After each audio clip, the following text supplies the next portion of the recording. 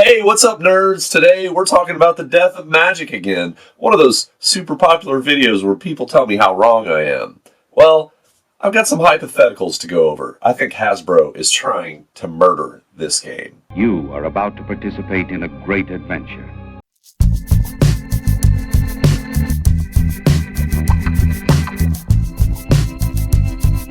Speaking of murdering, how about murders at Karlov Manor? How's that thing doing? Yeah, right. I've got a few things I want to talk about. I'm interested to hear your opinions. Keep it civil. So the first thing I want to talk about, as prices seem to be increasing for these Magic products, at least at release, is the whole price versus value issue. And I know some people are like, blah, blah, blah, game pieces. But let's have a real conversation about this. When I saw the prices for Modern Horizons 3, I almost shit my pants. And I know we've been trending that way, and honestly, it's not a whole lot different than Commander Masters. $500 is a lot of dollars. And I know I'm old, and inflation has happened and everything, but $500 is there's a lot of things I can buy for $500. Other luxury goods, as a lot of people pointed out, like a PlayStation 5, which, I'm sorry, feels like it has more value to me, even if I played Magic more than I do, than a box of Modern Horizons 3. And here's the reason why.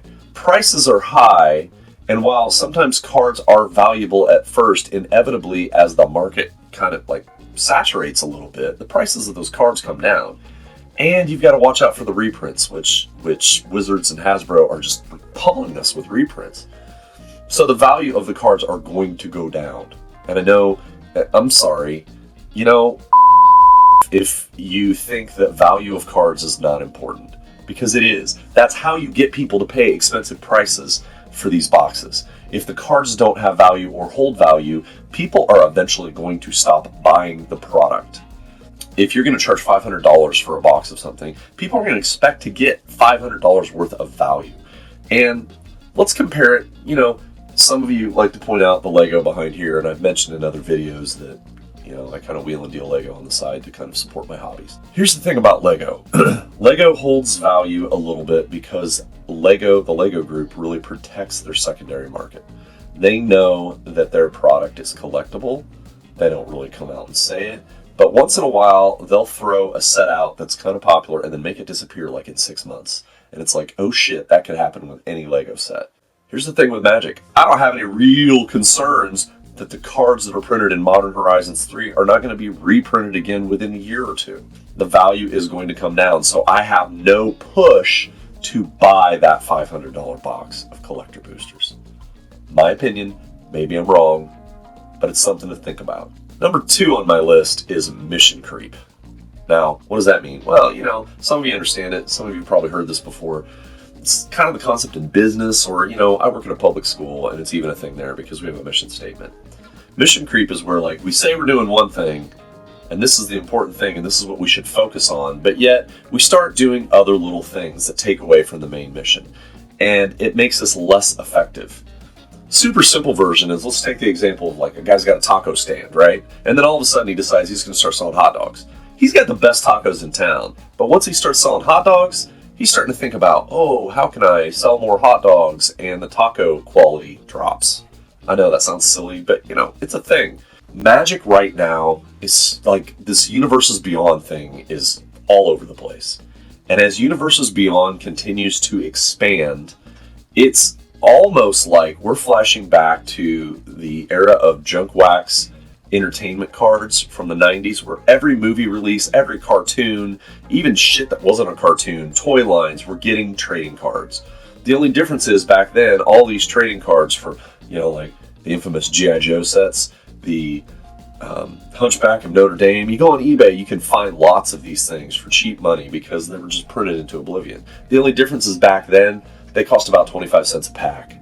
And now, Magic is charging $40 a pack for Modern Horizons 3, or, you look at all these Universes Beyond releases. You look at Lord of the Rings, you look at Fallout, which has just happened, you look at the Marvel stuff that's coming up.